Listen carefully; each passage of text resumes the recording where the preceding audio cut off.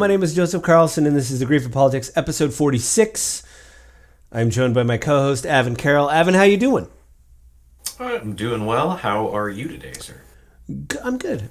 I think I got some sleep, which is good. Quick announcement. Sleep is always good. Sleep is great. Quick announcement with the pod before I forget it. The Grief of Politics is once again on its own audio feed. So if you want to subscribe to the podcast and listen to it in audio form, you can. I'll have the link below the episode description, the show notes. But it's the old link. I've just reactivated it. And I got a letter, if you listen on Spotify, I got a letter from Spotify saying they're having a hard time on the back end working with SoundCloud, which is where I upload the podcast to. But they are working on that, and they'll try to get back to me when it gets cleared up. So if you subscribe and you are listening to this and it's episode 46 and you only have like 42 episodes on the feed, there's a reason for that, because when I unsubscribed and subscribed back to the SoundCloud service, there was a gap, but it has restored everything, but apparently that is a back-end problem that they're working on. So we're up to date with the audio feed and everything. It's just something that's going on with Spotify and SoundCloud. Hopefully by the next episode, which will be past the election, all that will be rectified. I've had this happen before, and it usually takes about 2 weeks for it to clear up. So, yeah. So now we have our own audio feed if you just want to listen to this, and we have our own YouTube channel if you just want to watch and listen to politics. It is not mixed in with the other projects that I'm doing. I'm slowly separating those out into their old channels, so that way, if you like politics, you can just watch politics. So please like and subscribe on YouTube. It's The Grief of Politics there. The logo is the same, and we're reposting all the old episodes, so they're all in one place. So everybody can get caught up there. So the email address has not changed, gwg@podmail.com. So go there, leave a comment. GWG Podfellows. Sorry, I had gmail.com. It's podfellows@gmail.com.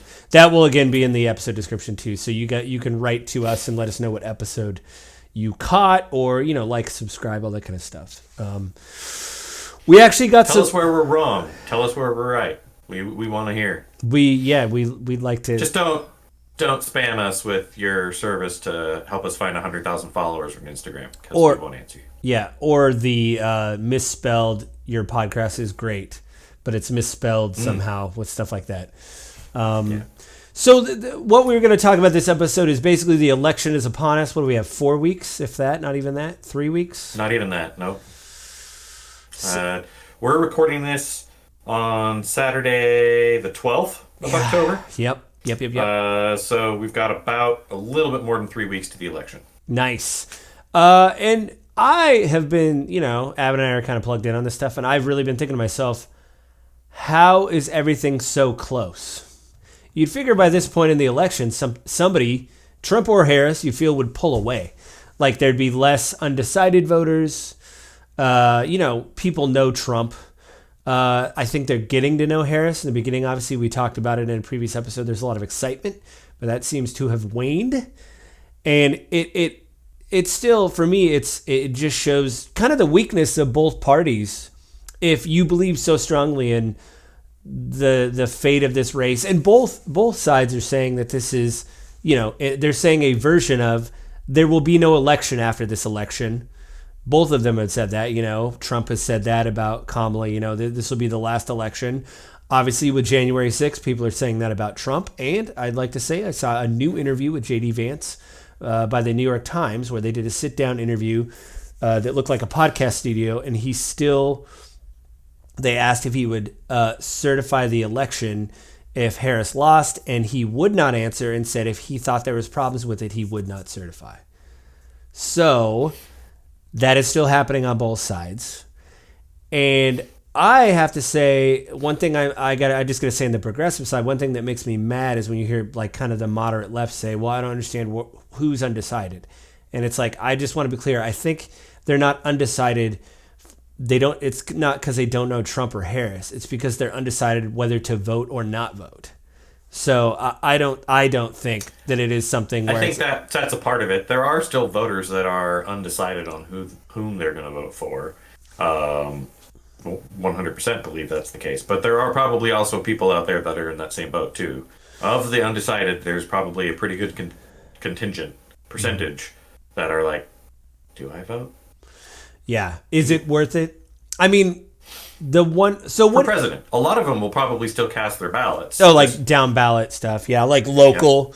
I just got my voters pamphlet, which I might rip the address off and show off because I've heard not a lot of states. I mean, we're in Washington State and we talk about mail-in voting. I've heard a lot of states don't have our pamphlet like we have, and I think it's pretty neat. I might show it off, after the election. Make sure it doesn't show off my address. Maybe show it off Yeah. because it's You need to do that. no, but I mean, just because you know what county I'm in or whatever. Whatever. I don't think. I mean, that kind of whatever. I don't. Maybe I'll just show the cover of it without my address. But I think it's pretty neat. It's basically You worried you're gonna get doxxed, Joe? You worried someone's gonna hunt you down?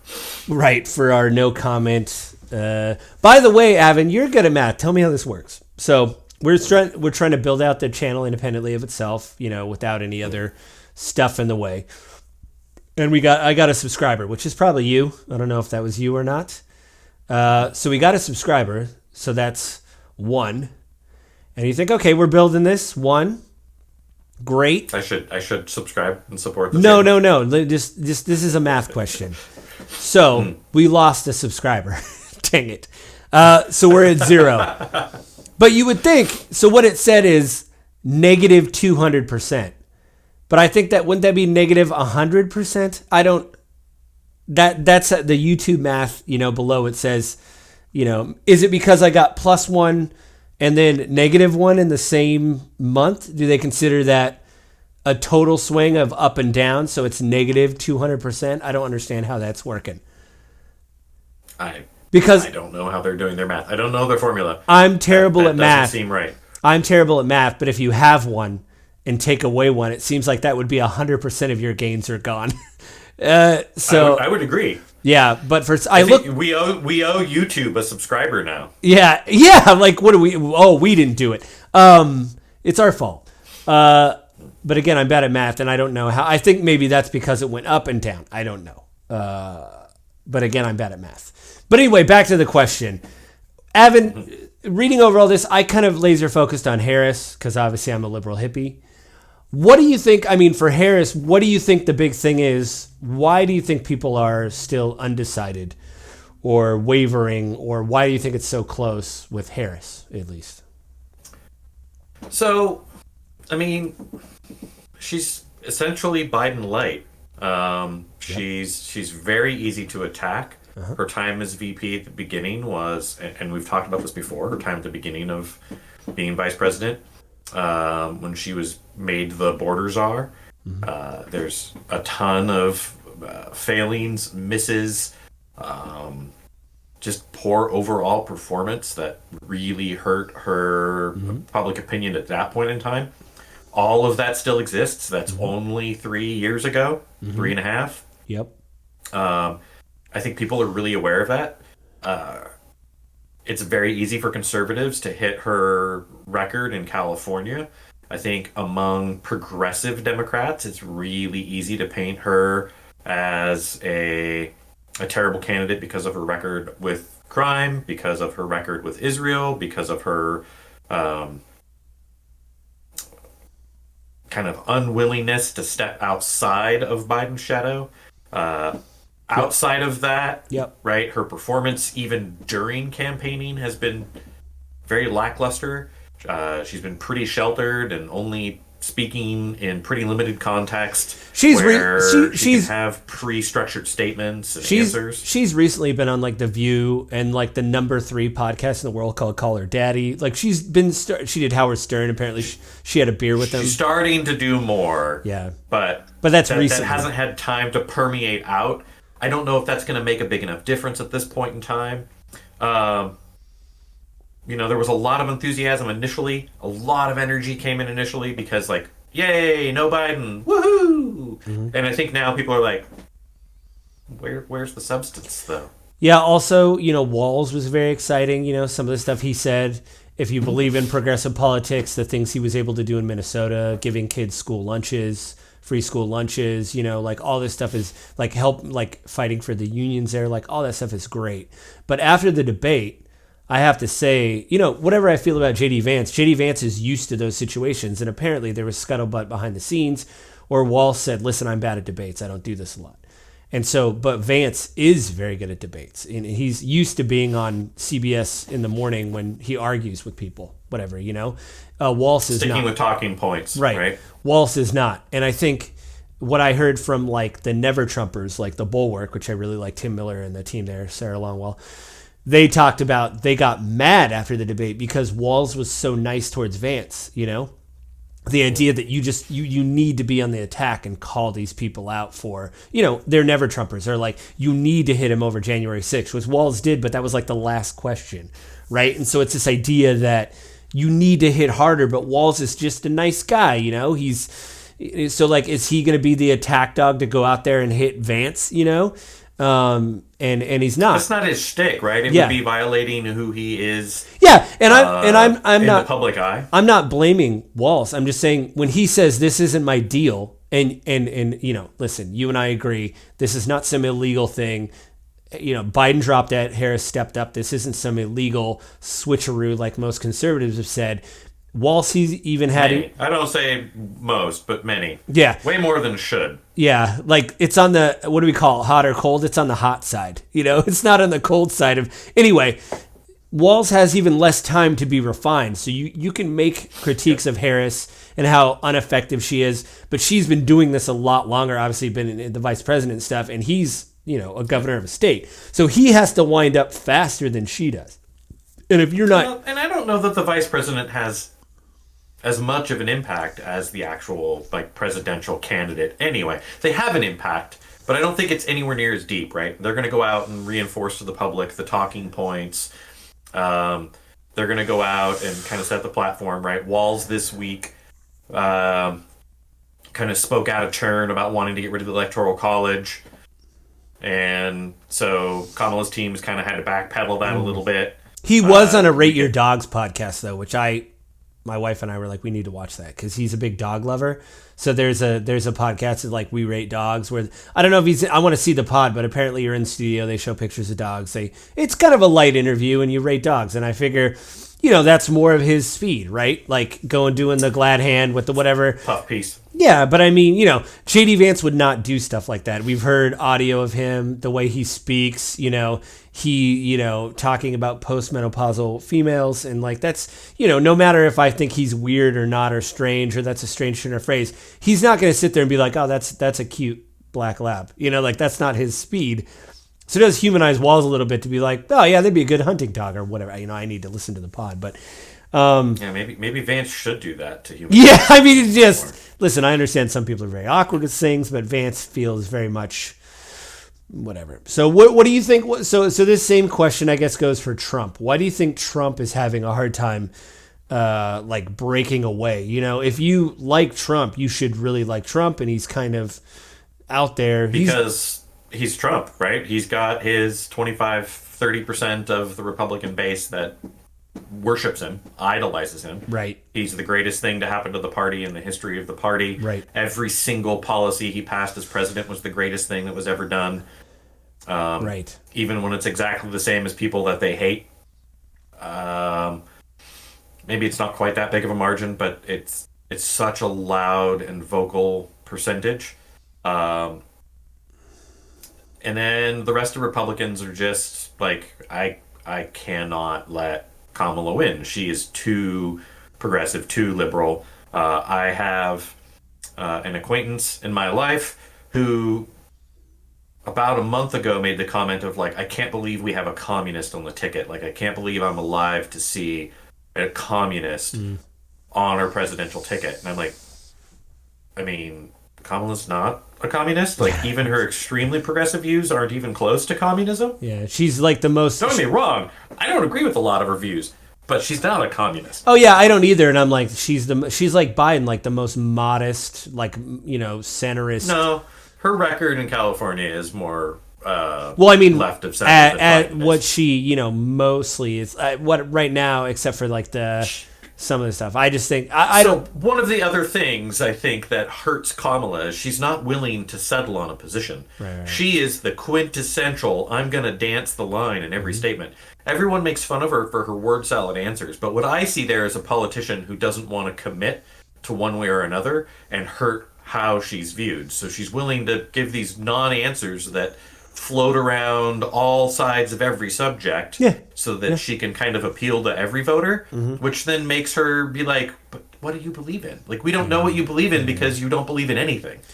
Yeah. Trump, on the other hand, I think people really love him because they know exactly where he stands. And so those people that are supporting him, like, they really respect the fact that you know exactly where he stands, exactly what he believes. If you can sit through one of his speeches long enough to get to the meat and potatoes in between all of the other crazy word salady nonsense that he talks about. I was thinking with Trump about Trump a lot. The idea is, now stay with me.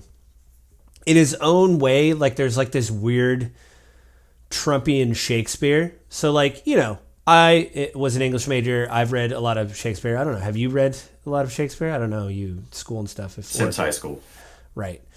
I haven't read it since high school. Oh, well, I'm a nerd. I've not lately, but I've read. Anyway, the idea is, a lot of people, the criticism of Shakespeare is like, well, I don't get every word, but I get the gist. Like this poetry is kind of moving in a direction and I get the feeling of what he's trying to say, but I can't follow the words of what Shakespeare, this like poetry. Right, And I feel Trump does that a little bit where he's got this thing where, yeah, he's talking about Hannibal Lecter on stage and windmills and, and I think, and people cheer and you're like, what is he talking about? I think that the thing is that I keep coming back to, and we've talked about it, is the grievance part of it. Like he feels aggrieved.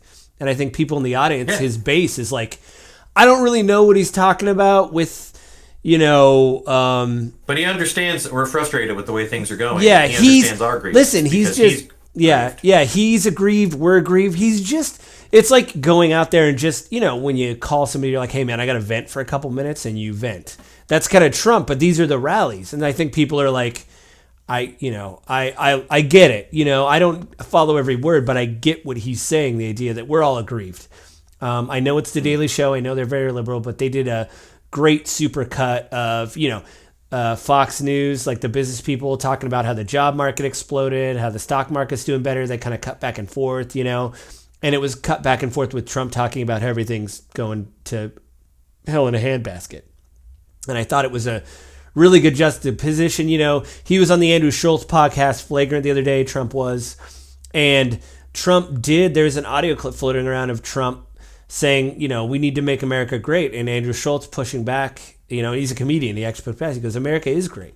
I feel that, we can do things in this country we can't do in other countries. And Trump's like, well, we need to make it better. And he's like, well, we could always do better. But, just this, like you and I have talked about the negativity, the like, hey, and even Schultz, before they had Trump on, mentioned it in a previous podcast about, man, he just keeps talking about how bad everything is. And, things are not great, but they're I've seen terrible, several commentaries on like, why does Trump like hate America so much? Because all he talks about is how bad and awful everything is here. Like, it's make America great again, but he doesn't recognize any of our current greatness. Right. Sort of the commentaries that I've seen out there so far. And it's relatively recent. There's been discussion that, Republicans are kind of getting tired of the constant America bashing. Right.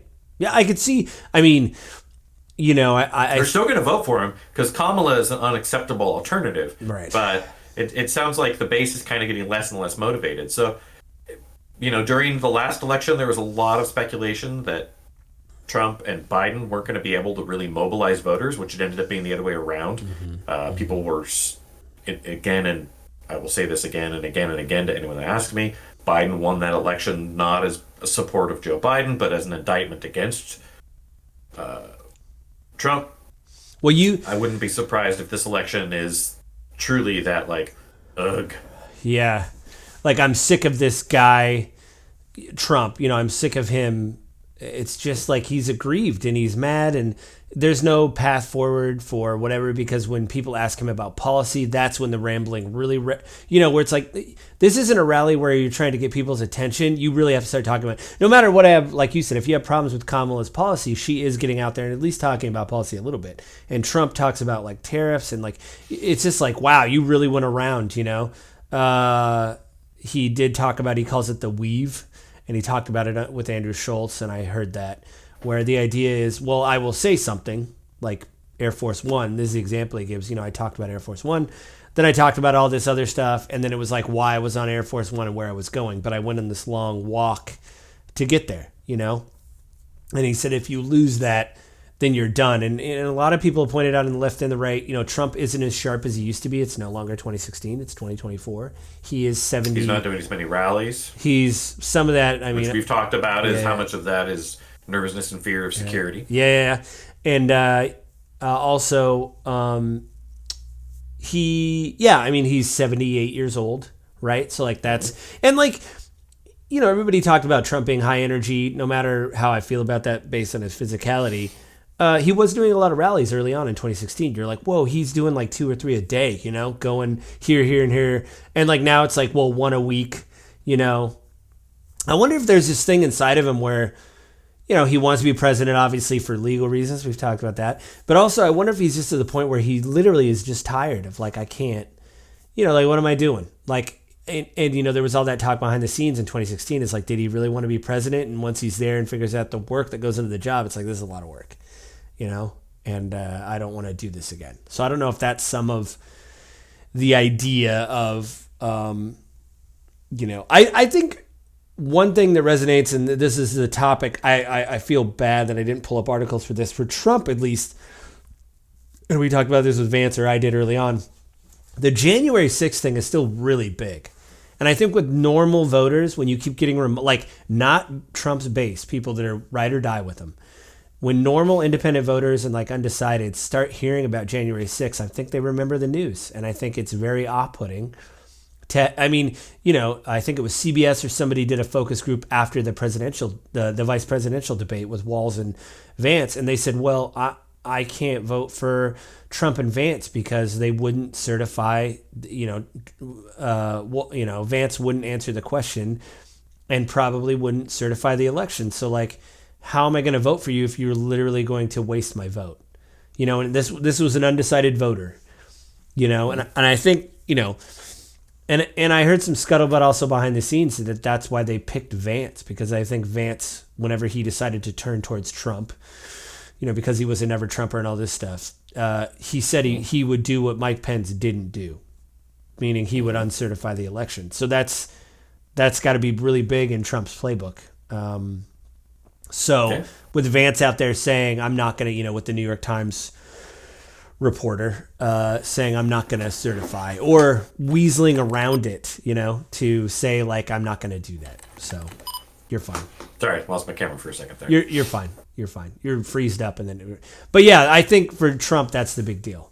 I mean, would you agree or disagree with that? Like, is that kind of the... I mean, that's the easiest thing to attack. I think it makes Americans nervous, right? Like, because it's already happened once, right? Follow our democratic process. What was that? I mean, it already happened once, right? Right. Yeah. And so it's not a hypothetical. It's likely to happen again, right? Because he's still hammering on the election was rigged. This election's going to be rigged. There's no evidence of it. The article I shared with you this week about that was really good. Retired conservative judge, went out after the election and was really concerned. Like, there's all these accusations and lawsuits about stolen counties, cities, states.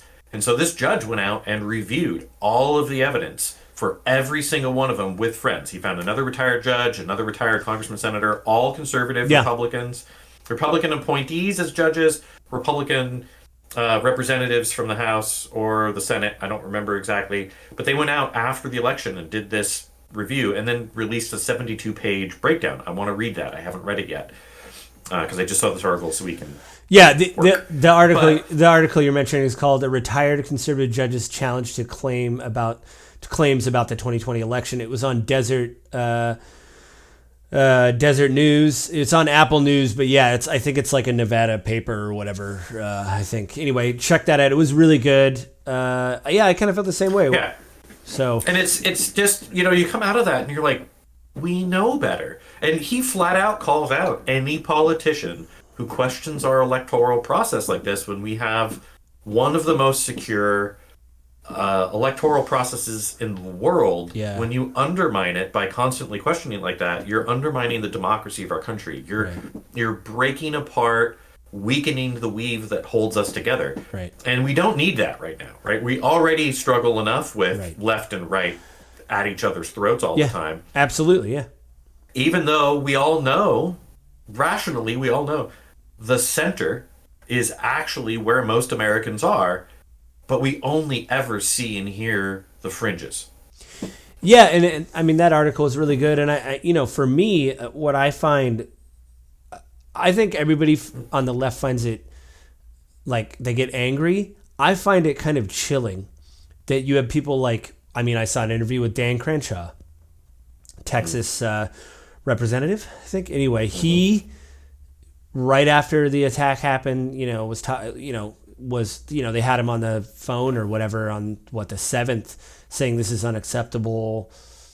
They certified the election, and now all those people either won't answer the question if Trump won or lost, and they also won't object to what happened and say the thing that they used to say.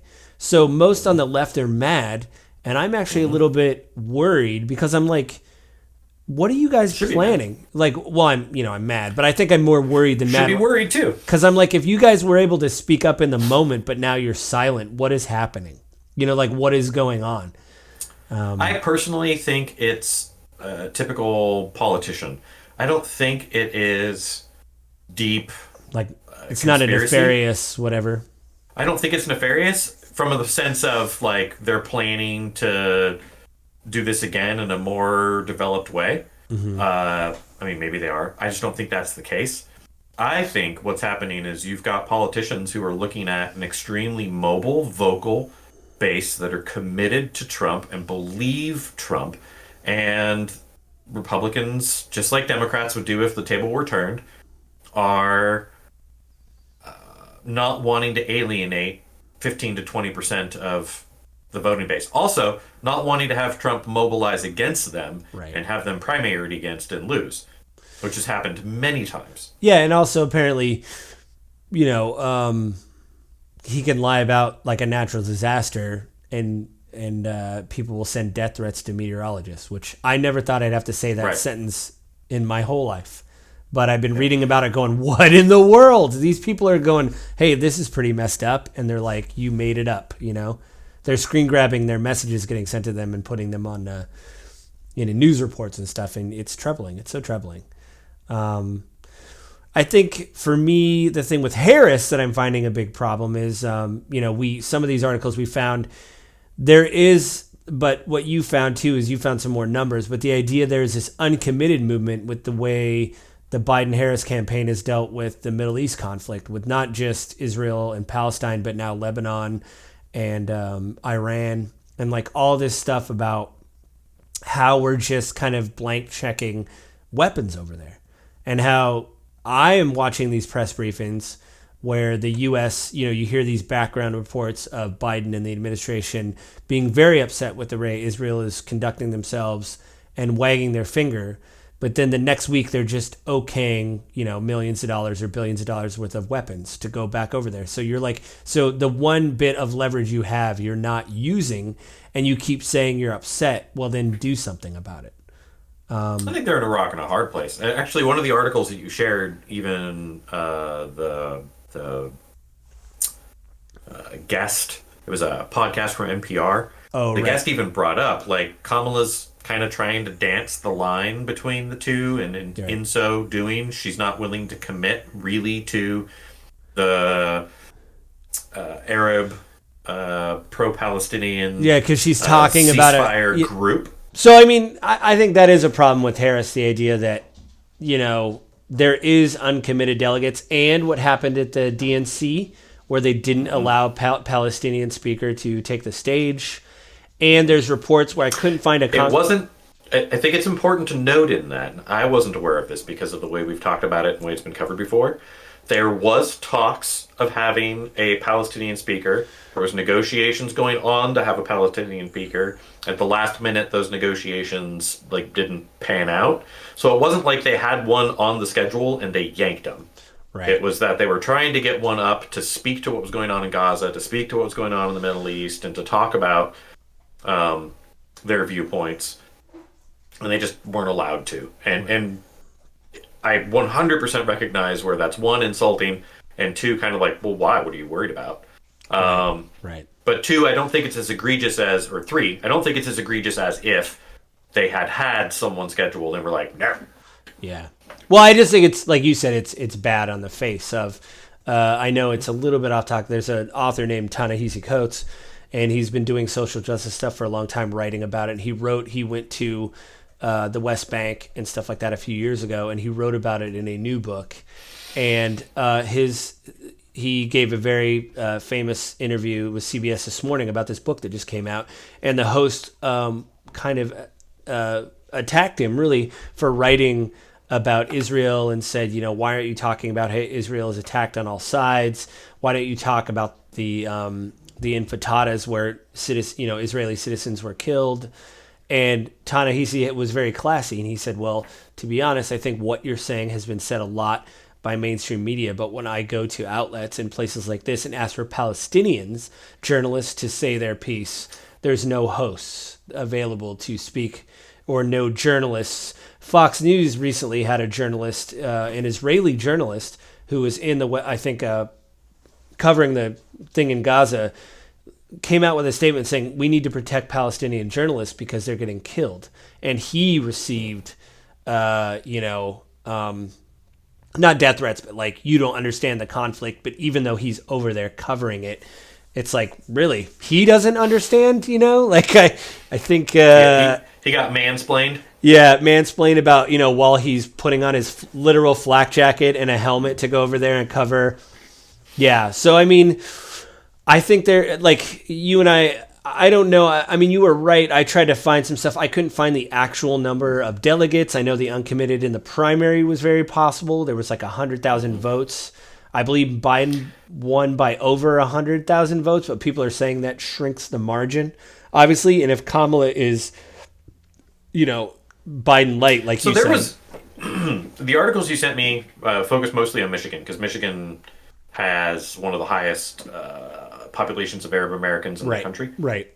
It's like top 3, I think. Yeah. And there was specific focus there because there was an actual organized, uncommitted movement, and they talked to one of the organizers of that movement.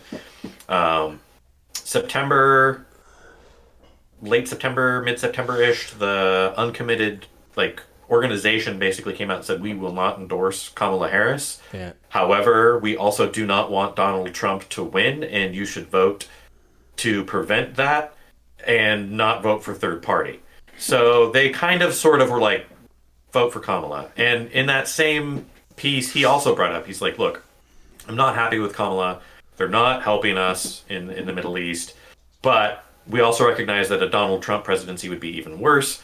He's joked about how we need to escalate the genocide. Get the job done. He basically said, I would let them finish the job or whatever. Exactly. And so, right, like, you had brought up that you were thinking, like, the reason this is so razor tight is because there's all these uncommitted Democrats that aren't going to vote for Kamala. And I couldn't find polling information anywhere that shows how that's impacting it. I would guess that that's baked into the numbers inherently. I would like to point out that I also did try to find that and couldn't, and you tried and couldn't. So I guess we suck at Googling. I don't know. I think it's because it's, in a way, I think it's almost like the hidden Trump vote of 2016. Like, some people just aren't being polled, aren't talking about it, but they're like, I'm not doing this, like, so. Yeah. They're not going to answer the question. If they're an uncommitted voter, right, they're always looking for likely voters. So if they're like, no, I'm sitting this one out. Yeah. They're not getting polled. Mm-hmm. And so I think maybe that would be, like I said, baked in the numbers already. Mm-hmm. Mm-hmm. There is a possibility that these people end up ultimately showing up because they do see Trump as, for them, a worse off option when they're a single issue voter and their issue is Israel-Gaza or Israel-Palestine. No, it's not just Gaza. But ultimately, in my own personal opinions, this razor-thin margin is really just, like, Kamala's not inspiring, and Trump is old news. And so Trump can't pull away because he doesn't have anything new innovative. Like, this week alone, he's brought up 2 more, taxation things to buy more votes, because that's what it is when you don't, I'm going to get rid of this taxation. Yeah. I'm going to get rid of that taxation. Yeah. Oh, for businesses, like a corporate? There was the no double taxing for Americans living and working abroad. Oh. There was a proposal to not tax tips, Yep. which Kamala has also said that she would do. I think they were kind of mad. I don't know who said it first. I think it was Kamala that said it first. But I think Trump's always kind of said that. So I think he was kind of mad that she got a little bit of play out of that because he's like, I've been saying that for, like, because they have kind of whispered that a little bit. But I don't think he was, in his rambling rallies, hasn't really been on. Imagine him not being on message, hasn't really been a message about that. So I think he's also been kind of pushing the idea of not taxing overtime. But I might be wrong on that one. yeah, he also said he didn't like to pay overtime at his rally. He said he would get new people in because he hated to pay overtime. And the working class people in the audience cheered, which I was like, "Did you hear him?" I mean, that comes down to now we've got a younger generation that actually values their time more. I'd rather be at home with my family, not getting paid overtime. But how many people do you know that survive because of overtime? No, but what I'm saying is Trump in his rally said he didn't like to pay overtime. So if somebody had overtime, he just wouldn't pay them, and he'd get new people in, so he wouldn't have to pay those people overtime. That was his thing at his rally, right. Which I was like, I know, but that would also mean that they're not working that overtime. That's the point that I'm getting at, right? Like if you hire more people to avoid paying overtime to your existing employees, it works because your existing employees don't have to work overtime anymore.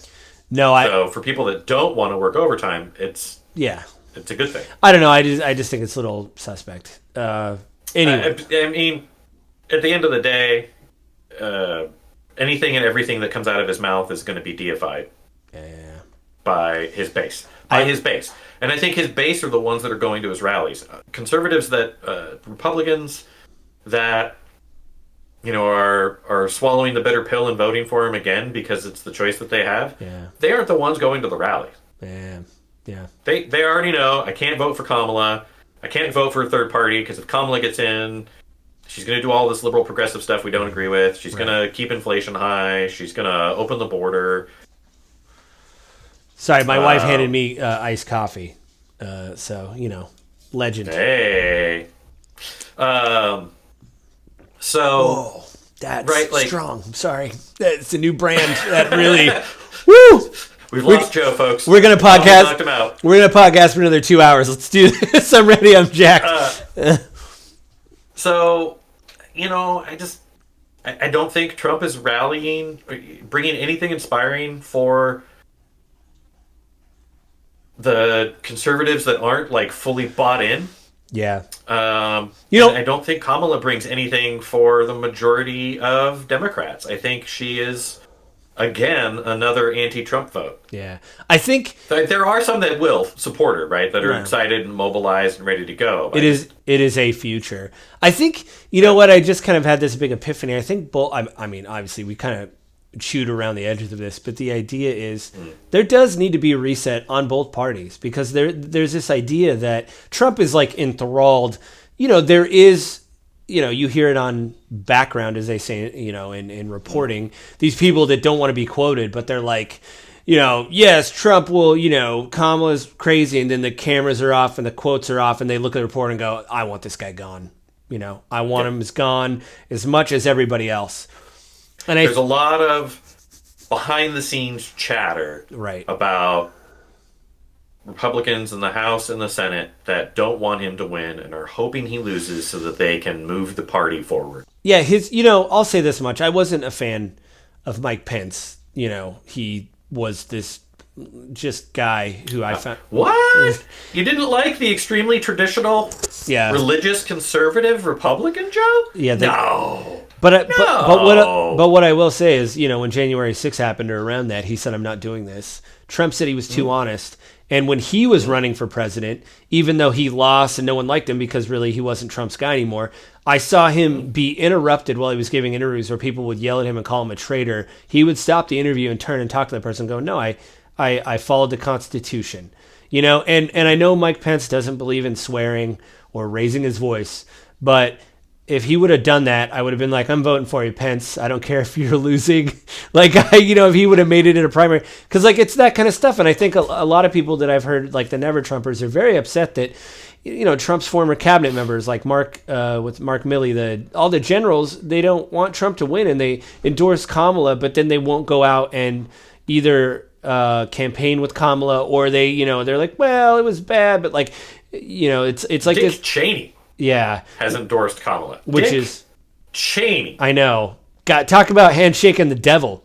Like, like the guy who agreed for, like approved torture and, like all this stuff of like, that's the guy, I don't know. And I think with Kamala, on the flip side, it's the idea of, yes, we do want, that when Biden dropped out, it's like, oh my gosh, it's something new. She blew through all those fundraising goals. I forget how much it was, but it was just an astronomical number. It's like $100 million. And they're still doing really good with fundraising. But I think as she's on the trail and she's kind of towing the line, even when she was on The View and they said, what would you do different than Biden did? And she goes, well, really not much. You're like, well, crap. Like then it doesn't feel exciting because, like I've heard many pundits say. She's not willing to take a stand on anything. Yeah. And so you don't know where anything stands, right? Like, so even Israel-Gaza, right?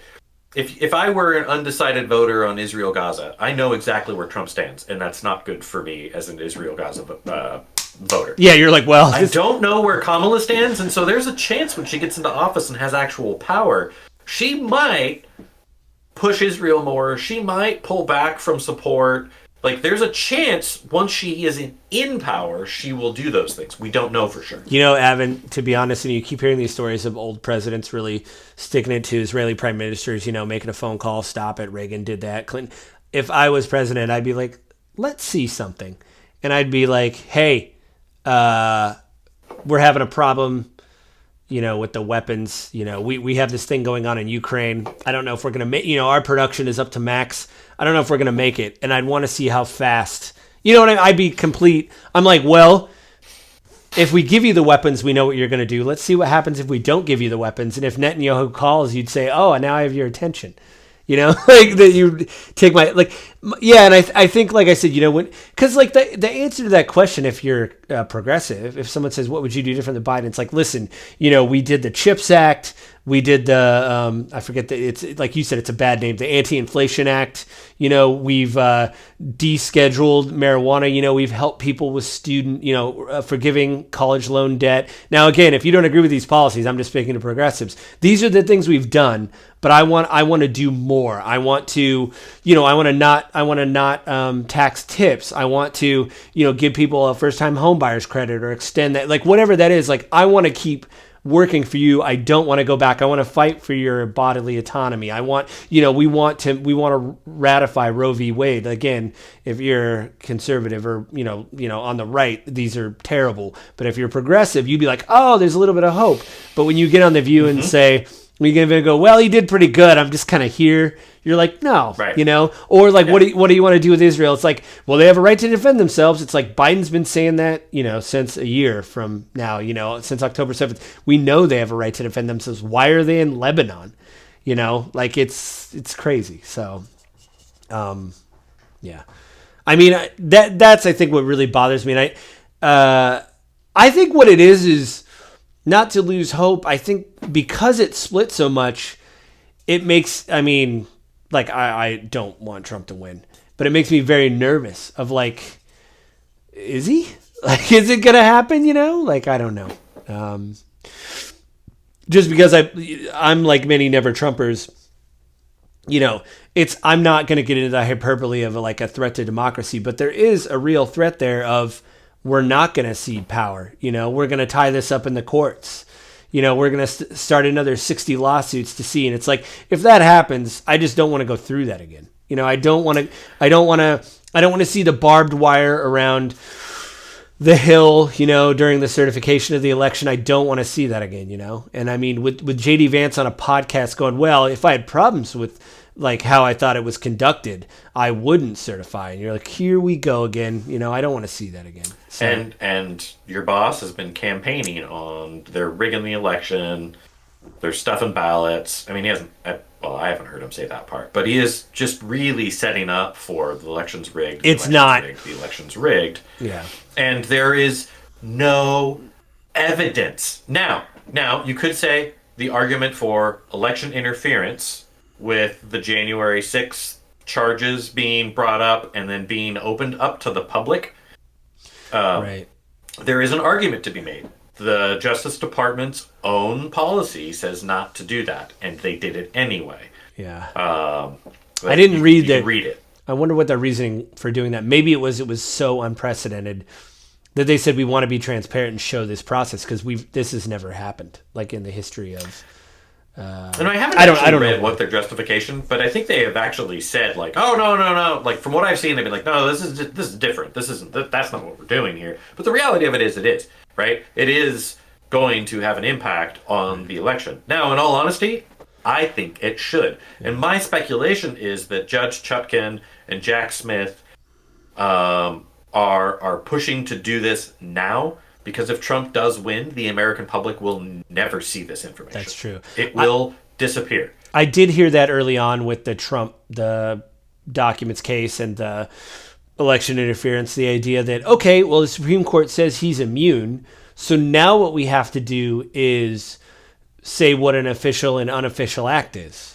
So we have to take it to court. So we can't just say, well, he's immune because he was president. It's like, no, now we have to go through the legal system and define what is it. We have to parse what is and what right. isn't. And that's what this document was for, right? The most recent January 6th document was indictment charges were brought so that Judge Chutkan can now review based against the Supreme Court decision and what's going on there. And interestingly enough, I saw an article this week that actually highlighted that the public reaction to the immunity decision has really impacted and hurt John Roberts.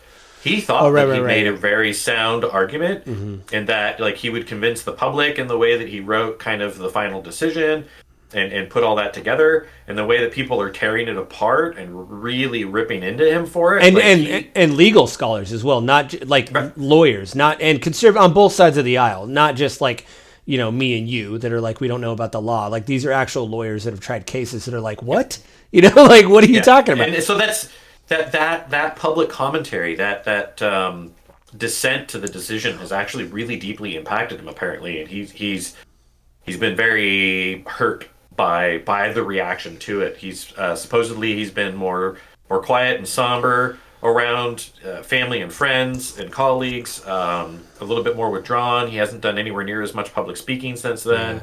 To which I say, good. Right. Yeah. I'm glad to see that this is impacting you. Maybe you should look at what you did. Yeah. It was wild. Like even from the outside, not really knowing the law. I mean, like even, lawyers have said... To every single conservative who has championed this decision, I say simply this. You have now told Biden, in the last 2 months of his presidency, if Kamala loses, that he can violate the law haphazardly as long as it even remotely resembles official acts. Yeah. He can do whatever he wants. You've given him freedom to do it.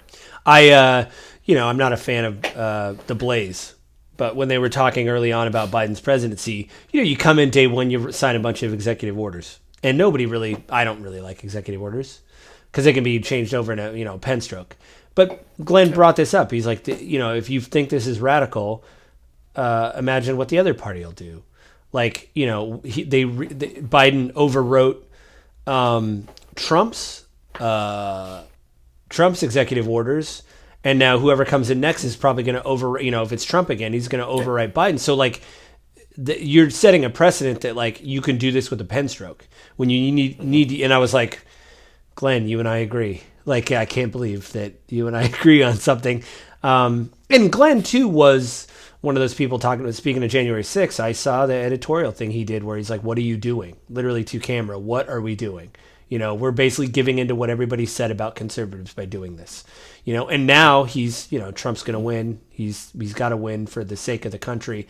Kamala is a radical leftist. I still get the Blaze emails, and those are some of the titles of the emails I get. And yes, I do read them. So, yeah. But like I saw a post the other day from the Blaze about this whole like government controlled weather. Oh no, for decades. They did the weather cloud seeding. No. And I'm like, oh, Glenn, no. I didn't read it, so I don't know if he was like, look, it's not... Cloud seeding is this very simple technology that has proven to be very unpredictable and unstable. It generally doesn't do anywhere near what we want it to do. And like Saudi Arabia was doing it like crazy, spent a ton of money to bring in rains because they really, really needed it, and it did basically nothing for them. Yeah. Like the government wants to be able to control the weather. We've been doing it for a long time. It'd be a holy grail for the world if we could control the weather. Yeah, I mean, look at Hurricane Milton. Or that was controlled with the laser, I'm sorry. Like, I don't know what... But like, the government steered it, they made it bigger, like, all this other stuff going on, and Glenn fed into that, and I did not watch it, I don't know, but my initial impression from the tagline and the little bit I could read was he was, like, leaning into the government is messing with weather, and they're lying to us about it, because here's these former projects we've done where we were trying to do it. Right. Anyway, all of that to say, yes, sometimes Glenn actually does do a pretty good job of actually being reasonable and calling out, like, some of the idiocy, and the January 6th case was not cited in the immunity thing, right? Like, they weren't looking at the precedent of the actual case. They were just looking at, like, is a president immune or not? And they came back with pretty broad immunity.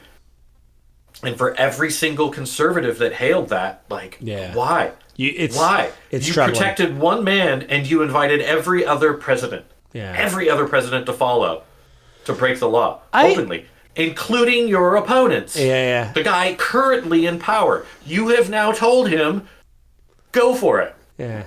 And you've given him the legal precedent to do it. So, yeah, I think... Completely. I mean, what do you think about... I mean, am I wrong? Is it just because Kamala isn't exciting because it's like a new boss, same as the old boss, and Trump is just very... I think Trump is just getting very negative and tired. And again, we've heard, like... There's nothing new. It's literally a broken record. You've talked about it many times with me privately. Yeah. It's all over the news. Like, there's nothing new with Trump, right? And what he is throwing out there is like, let's see if I can move the needle by bribing people. I'm gonna do this tax thing, which he has no power to do anyway. Yeah. But you can promise it. You can try to inspire people to do it. I mean, he did it as fundraiser things, you know, with all the high class corporate fundraisers, where he's like, yeah, I'll extend the tax cut.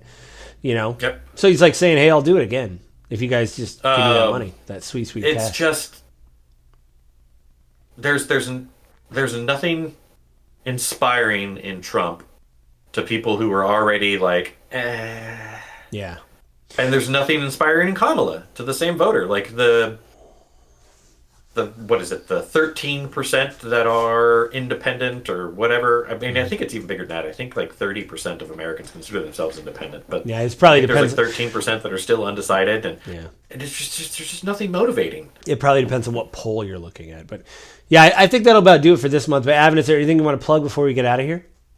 I mean, as always, I'll bring up your agent guide. I haven't made any new videos in a while, but a lot of the information there is still useful if you're.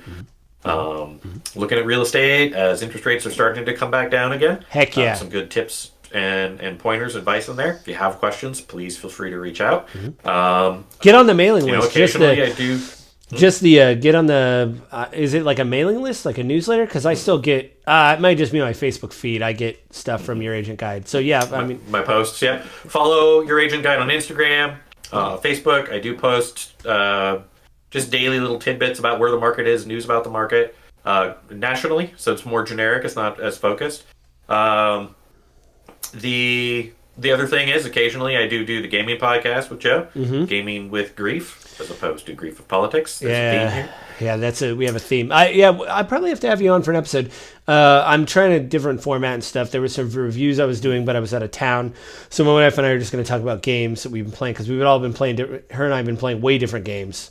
So I want to talk about that probably for the next episode coming up. And then I want to do a big review of one of my White Whale games that it's like a very long game that I have to take a lot of time to review because it's like a 50-hour game. I want to do that. I also heard... Anyway, there's like I'm trying new formats out with Gaming with Grief. You know, it was once a week, but I think I talked about it on that channel. But if you like gaming stuff, try over there. There's 270 some odd episodes you can watch and everything on a backlog. So yeah, maybe I'll have Avin on. He threatened with beating me at Age of Mythology, so maybe we'll do something with that in the future. Maybe I'll have you on and you can beat me, because you said something, I didn't record it, but it was so profound about like I would beat you blindfolded or something like that. Like I'll beat you so bad you'll never want to. Something like I'm going to beat you. So no. I made a reference to when you decided you wanted to play Age of Empires with me again when it re-released. Yep. And I made a comment of, let's see if I can beat you before you even build an army again. Oh, right. Yeah, you said... Because the first game of Age of Empire we played against each other, all you had was civilians. They were... Listen, you got to get the crops for the... Okay, anyway. But yeah, maybe we'll do something like that. Remember, like and subscribe. We're on our own audio feed. If you have a question, write to gwgpodfellows@gmail.com. It's on Apple iTunes, Spotify, Amazon Music. I don't think Google Music exists anymore. I went to go to the homepage. It said this does not exist anymore. So I don't know if those Google podcasts are in another place that I don't know the name of it. But yeah, you can leave a comment in the review section of those, or obviously this video, and tell your friends and family that we don't really destroy each other, but we just try to talk about this kind of stuff. So I think that's it. This week. Everybody have a good month, and we'll talk to you guys next month.